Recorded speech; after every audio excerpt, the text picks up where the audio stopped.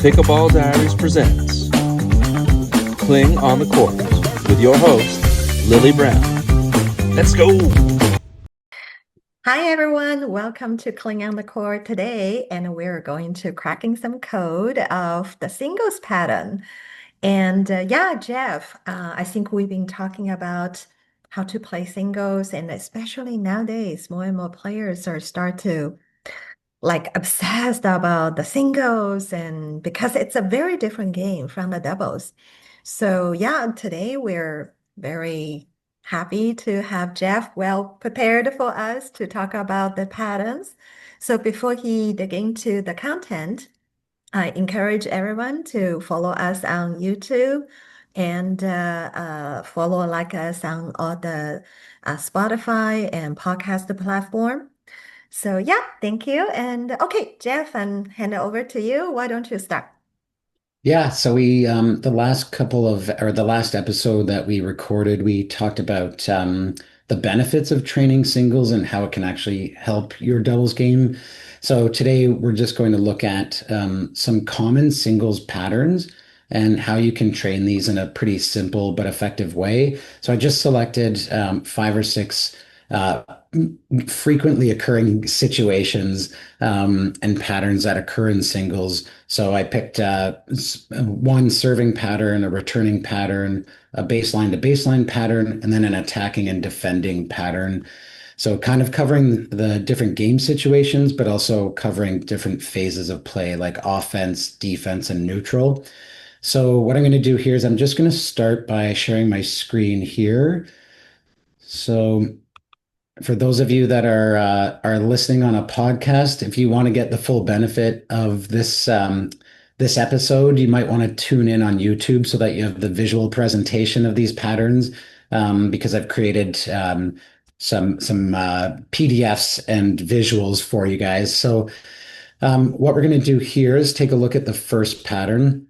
So the first pattern that we're looking at is serving wide and then hitting hard to open space.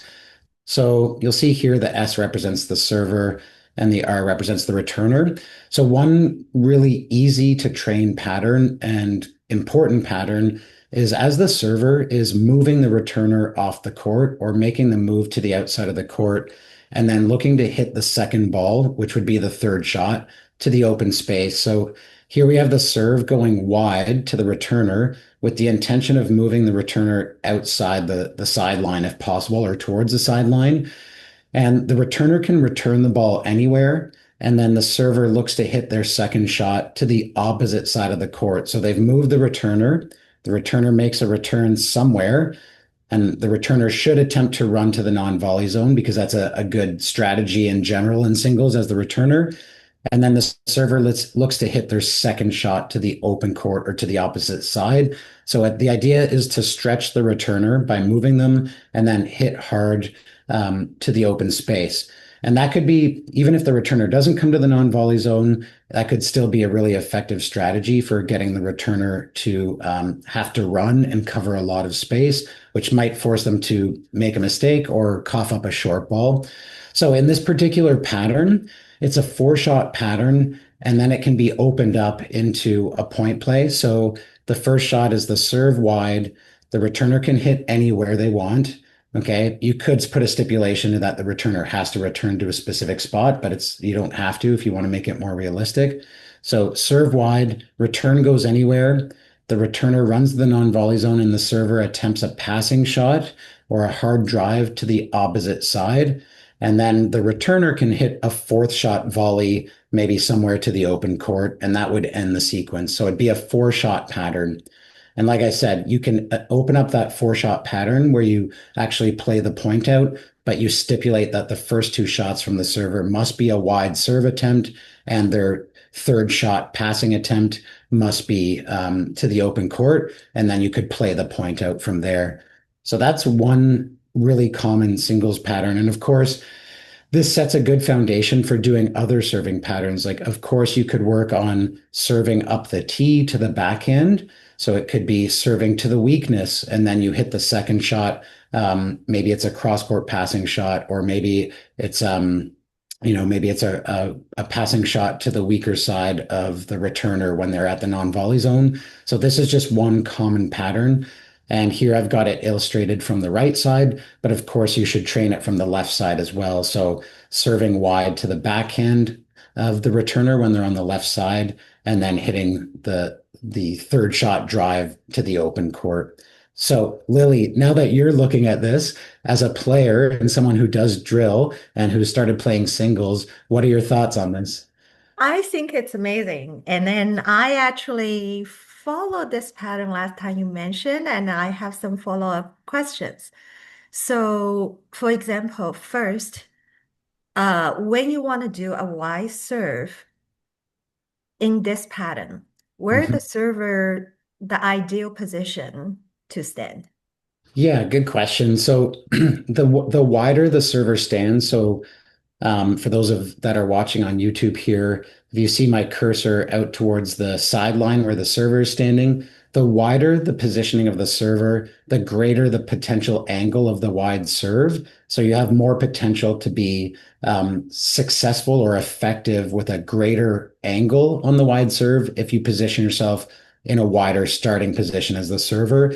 So that'll create a potential better angle, but the downside of that is if the returner returns to your backhand or to the open court over here, you can be in a lot of trouble because you have to move even more, cover more space before you get to the returner's return.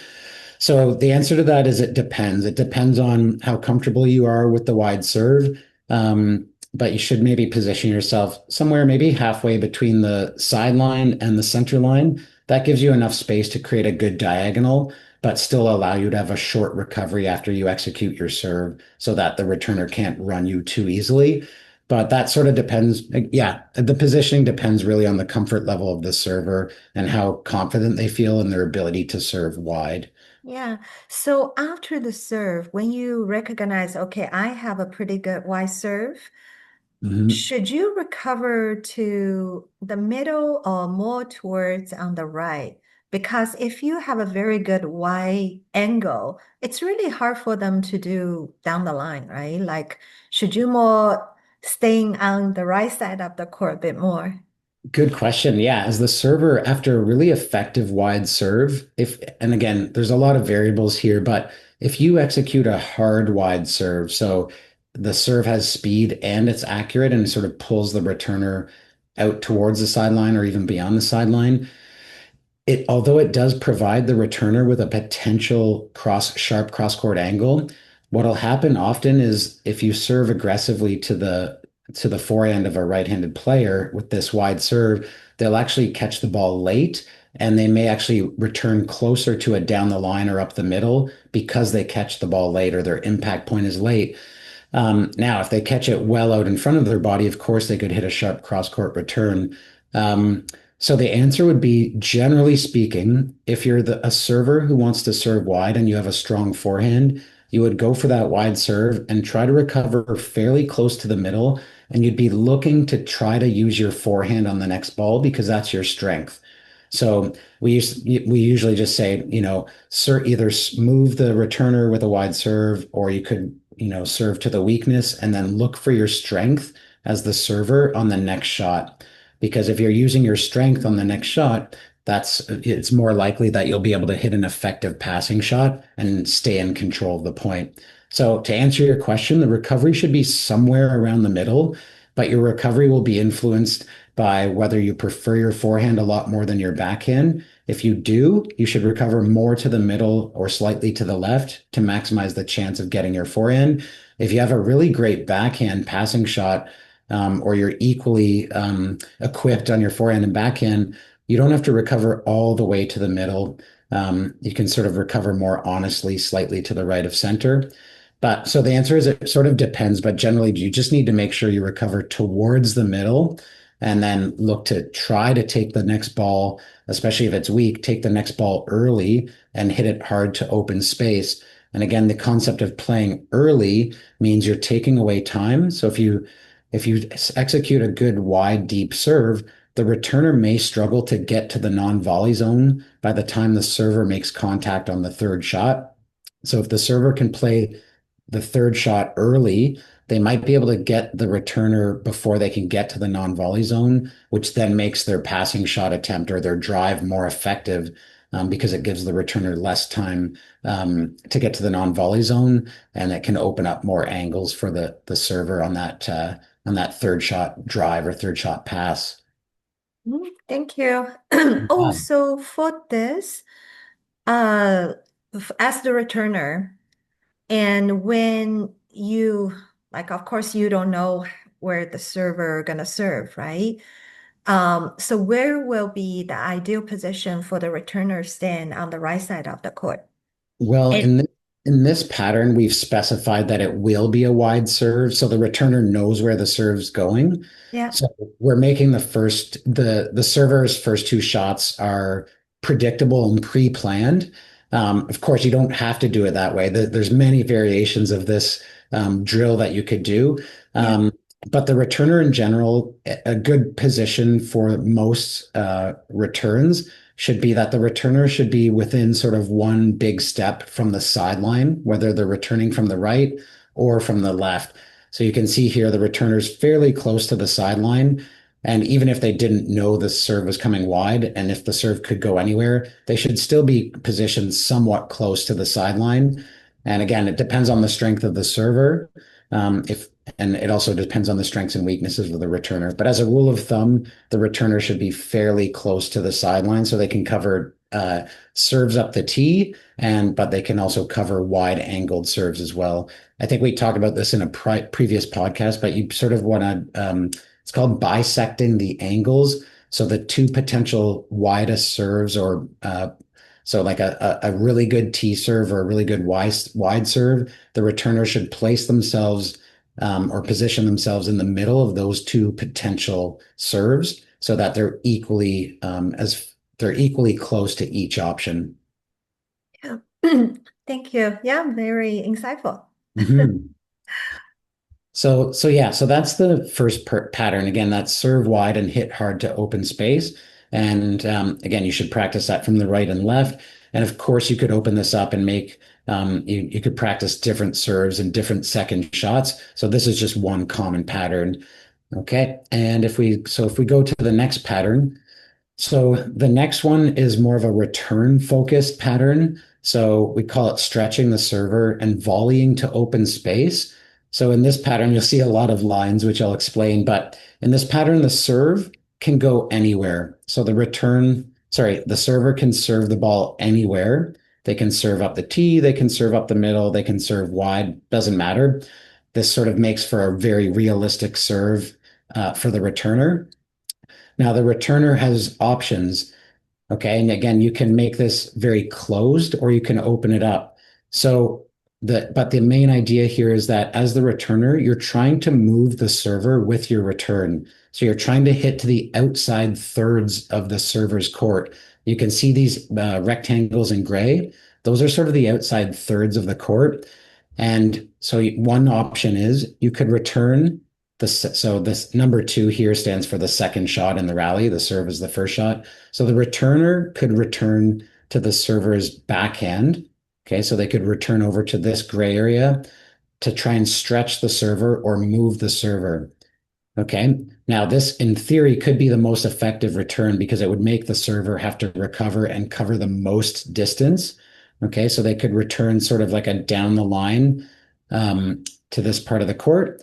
And then they would look to hit the second shot to the open space. So they return here, hit to the opposite side. Okay, and then the other pattern could be that they return to the server's forehand. So even though it's the server's strength, they could look to return to the forehand. There's various reasons you might do that, which I'll get into, but you could return to the forehand of the server to open up the weakness so that you could volley the next shot to the open space. So it's serve anywhere, return can go to one of these locations, either to the backhand of the server or the forehand. But the idea is that on the next shot, the returner would hit the fourth shot volley to the opposite side. But the main idea here is that the returner's looking to move the server to the outside parts of the court so that they can open up a lot of space for the fourth shot volley to keep the server on the run. So what I'm going to do now is I'm going to explain the different options the returner could where the returner could send the ball and why you would send the ball or attempt to send the ball to specific spots. So generally speaking, if you're the returner, when you're returning a tee serve or a serve that's sort of more to the middle of the service box, it's actually very easy and low risk to return to the backhand side of the server. Because if you catch the ball a little bit late with either your backhand return or a forehand return or a backhand return from the middle of the service box, you've got a lot of space here. So you can easily aim to the backhand, and it's a very low risk shot. So you have some margin. Okay, so that's a great time to go to the backhand of the server is when the serve is up the tee or up near the middle of the box, whether it's on your forehand or on the backhand. Now, if the serve comes wide to this turquoise area here, so it forces the returner out wide, if the returner attempts a down the line return to the server's backhand, it becomes very risky because the returner is now near the sideline. And if they make a late contact with the ball, they end up hitting the ball outside the court and they've lost the point. Okay. The other challenge here is if you return down the line from a wide serve, you have a very long distance to go to recover to the non-volley zone somewhere around the middle of the court. So it's really hard to get into your volley position off that wide return. And if you return down the line, it's a very sharp angle for the server to hit their fourth shot drive or fourth shot passing shot to the open court. So that's just why there's 3 different options here where you would return and why you might return there. So again, the whole idea here is that as the returner, you have some sort of tactical intention of returning the ball outside of the middle of the server's court to make the server move before they hit their third shot to open up space for your fourth shot volley to the open court. And again, there's so many different ways you can unfold these patterns, but the idea is that you have to have some sort of basic intention or some sort of basic plan when you start the point if you want to be an effective singles player. So Lily, any questions on that one? Yeah, I think it's amazing. And I want to make one comment is about the serve when I find especially with singles, if you hit a strong serve with momentum, carry you close to the baseline, you have to move out. Especially, is that right? Like especially if they drive a strong return to your back end, like if you're too close to the baseline, you're not ready for the angle. Oh, absolutely. Yeah. As the server in singles, like you need to execute your serve and recover very quickly, so that you're in position and maximize the chance of getting in good position for your next shot. So that idea of having a plan when you serve, but then making sure you recover really well behind the baseline, and ready to move either left to right or ready to pounce on a short ball if the return comes short. And same goes for the returner. So, the idea of return and run, you've got to make your return to your desired location and hustle to the non-volley zone to try and get in tight to the non-volley zone to cut off any angles so that you can make an effective fourth shot volley. There's also, you're seeing more and more with big serves and powerful paddles. You're seeing the returners sometimes stay back a little bit more now, because the serves are getting bigger with these big paddles, and it's actually making it harder to go to the non-volley zone. So as a rule of thumb, you should still try to come into the non-volley zone, but that's not a necessity, of course. But if you return and stay back, you're not applying the same amount of pressure compared as if you run to the non-volley zone. But you have to make a judgment call whether you're comfortable moving forward or if you're playing a really aggressive server who also has great passing shots, you may actually want to just return and stay back and try and fight and scrap to get in position for a ground stroke on your fourth shot. But anyways, those are some simple patterns and some also a little bit of like rationale for why you might want to place your return to specific spots against the server. Again, decision making is important. So we have to we want to have intentions of hitting the ball to specific spots, but we also need to understand why we're trying to do that or have a good rationale. Because sometimes if you attempt to hit the ball to the wrong location at the wrong time, it makes it very high risk, or it can cause you to be out of position on the next ball. Yeah. So, another question regarding the anticipation of the Mhm. return and with your ideal court position as the server. So once you serve, you showed us three different returns here. Yeah. And does the server recover to different position based on the serve you serve?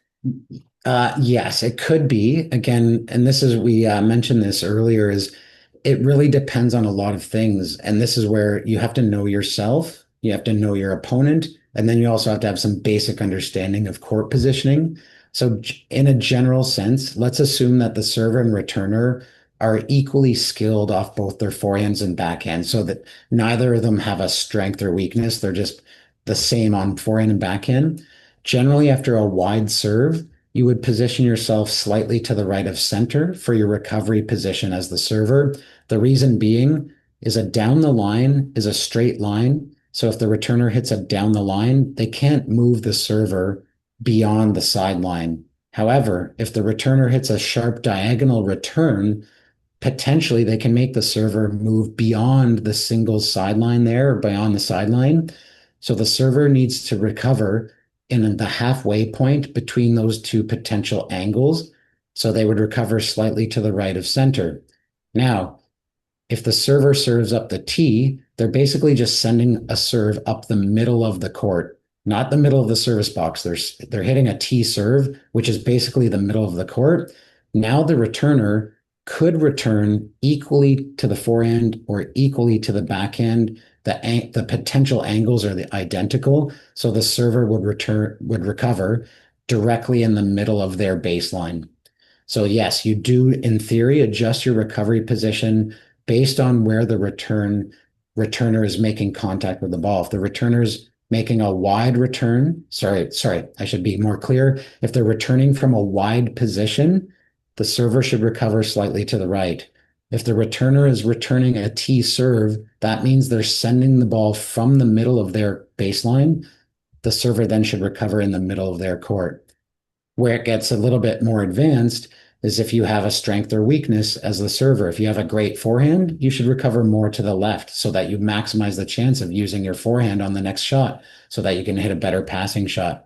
So there's some sort of principles of court positioning that everyone should understand. And then there's nuance to those principles based on your strengths and weaknesses. But again, if you have a great wide serve and your returner as the opponent has a really weak forehand return, so they catch the ball late and they return up the middle or down the line, often because they're catching the ball late, the server, if they're smart, should recover more to the left, like right in the middle, or maybe even slightly to the left of center, so that they can maximize the chance of getting to that down the line return with less steps to get to the ball, and also maximize the chance of using their forehand on the next shot. Yeah, so that was a great point. I think a lot of players, they do have a way stronger forehand than the backhand, Mhm. especially for the player hasn't really developed a good two-hand backhand. So you should always leave a bit more room on your forehand side. Is that right? Yeah, but again, it's yes, generally, but it depends on who you're playing, because if you're playing someone who might be stronger than you, that has amazing returns of serves and great ground strokes off both sides, if you cheat too much to your backhand side to use your forehand, a really good player is going to make you pay by driving the ball wide to your forehand, and then you'll be out of position because you recovered too far to the left. So again, this is where it's so critical to have a good understanding of the principles of court positioning, but then how do you adapt your court positioning based on the tendencies or capabilities of your opponent and your own capabilities? And we see advanced players or pros that they understand these things and they know themselves, they know their opponents, and they'll make these little adjustments on every point or at midpoint. But yeah, use it essentially like hitting to the weakness of the opponent and looking for your strength on the next ball is a really common pattern, but you have to know what the weakness is and if there is a weakness, and you also have to know your strength. Yeah, it just kind of also gave me another enlightenment. I think you mentioned you will talk about that, like hit the weakness, open up the strengths. Mhm. And I do see some players likes to run around with their forehand, even with the backhand, like at the very left corner, they will run to hit a forehand. Yeah. So it almost become a kind of bait. You want to hit there, then your forehand side is wide open, and then you can go a wide angle to hit their forehand side, right?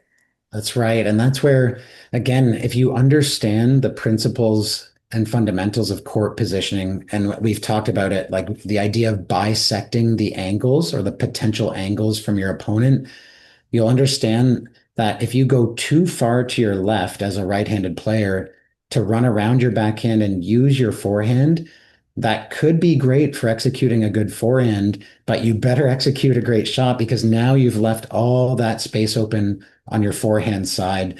And this is where understanding court positioning has a positive influence on decision making. So again, we can unfold these drills in so many different ways, but a player that understands court positioning understands that if they run around, let's say the server in this case, in this visual diagram, let's say the server moves way over here to their left to play a forehand.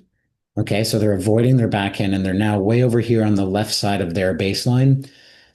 If the other player's at the baseline, from here, they should probably send a deep cross court inside out forehand. The reason being is if they were to send it down the line here, if they understand court positioning, they now know they have to recover to the right of center to bisect the potential angles. So if you run all the way around your backhand over here to play a forehand, it's very dangerous to hit a down the line forehand after you've run around your backhand because you have a huge distance to recover on the next shot. But if you run around your backhand and use your forehand to hit an inside out to the backhand of the returner over here, now your recovery position is slightly to the left of center. So the distance from here to here is very short. So if you understand court positioning, it can improve your decision making of when to hit an inside in forehand or when to hit an inside out forehand. And if you hit the inside in, you have a longer recovery, and that could cause you to be more defensive on the next ball. If you hit an inside out forehand from over here, you have a very short recovery. So it allows you to stay in control of the point more because you have a shorter recovery. But again, these are why principles of court positioning is so important. Because if you don't understand those things, you may send the ball in a less than optimal spot that causes you to run more on the next ball and puts you on the defense. Yeah, thank you. That's great. Okay, I hope anybody is listening to this podcast that if you haven't watched on YouTube, you might kind of get lost because there's a lot of diagram geometry happening on the screen right now. So I encourage you to go on the YouTube and search for Clean on the Court, and you can see our full videos on YouTube. So thank you, Jeff. Please continue. You're welcome. Yeah, and that's why, again, these are just simple patterns where there's so many ways to open them up. So it's important when you train singles at the beginning, you can keep them very simple, especially if you're new to singles or you're more at an intermediate level. It might make sense to, again, keep these patterns simple as they're displayed on the screen, because we're starting to talk about a lot of nuances to playing singles and court positioning, which is it can get pretty advanced. Okay, so moving on to the next pattern. So the next pattern is more of, this is like a baseline to baseline. This is more of a drill, and it's a cooperative drill. And the idea is to be able to develop the ability to move your opponent by changing the direction of a ground stroke. So it's partially to do with receiving changes of direction and then sending changes of direction. So it's the ability to move and then send the ball in a different direction to move your opponent. So this is commonly referred to as the X pattern. So both players are exchanging ground strokes from the baseline cooperatively. So you're hitting the ball at a cooperative speed that should be challenging, but not so challenging that you make too many mistakes. So in this scenario, player B over here on the right, which is in the black, they're sending their shots down the line only, and player A is sending all of their shots cross court. So to start the rally, player A would feed a cross court to player B's forehand. Player B then sends a down the line forehand to the backhand of player A. Player A then hits cross court to the backhand of player B. Player B hits down the line to player A's forehand. So we call this the X pattern. And you just continue this rally with player A only sending cross courts and player B only sending down the lines. So for both players here, they have to move to every shot. So after they send a ball, they have to move to the opposite side and then change the direction of the oncoming ball. So player A is only receiving down the line. So they have to move, get behind the ball of that down the line, and then they have to send a cross court. Player B has to move to get in position for that cross court, and then they must send it down the line. And you carry on this pattern. You could set a goal of, maybe you want to make 16 in a row and every ball has to go through the target area. Or you train it for 4 or 5 minutes and then you switch roles, and the player who is hitting cross court then starts hitting down the line, and the player who is hitting down the line hits cross court. And this is it's a great drill because there's no decision making. So you don't have to think a lot. But it's a common pattern when you're in a baseline rally is someone makes you move and then you want to hit to the opposite side from where they sent the ball. So you're receiving changes of direction where you have to move and then setting up and trying to hit the ball to the opposite side of the court of your opponent to make them run. And the idea behind here is twofold. A, you get really good at moving to set up to receive a ground stroke, so covering space, getting behind the ball, and then the ability to control the direction of your ground strokes so that you can make your opponent run, which will hopefully cause them to hit more unforced errors or cough up a short attackable ball where you then can take control of the point. So it's a really common tennis singles training pattern, but it's also a really good pattern for pickleball. And again, there's no decision making here. You're just cooperating with predetermined directions. And it's a great way to get a high volume of ground strokes and to work on your movement and work on your ability to control direction. Yeah, I like this drill. It also sounds a perfect drill with the ball machine.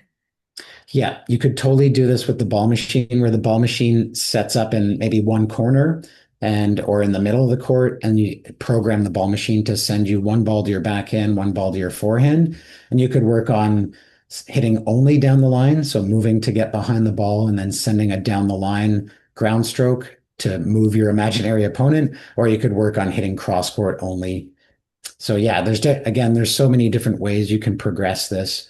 You could also have player B standing only in their forehand corner, and player A sends all shots to the player B's forehand, and player B can work on changing the direction of the ball by using their forehand, where they send one down the line, one cross court, one down the line, one cross court. And you could train that for a few minutes and then switch roles.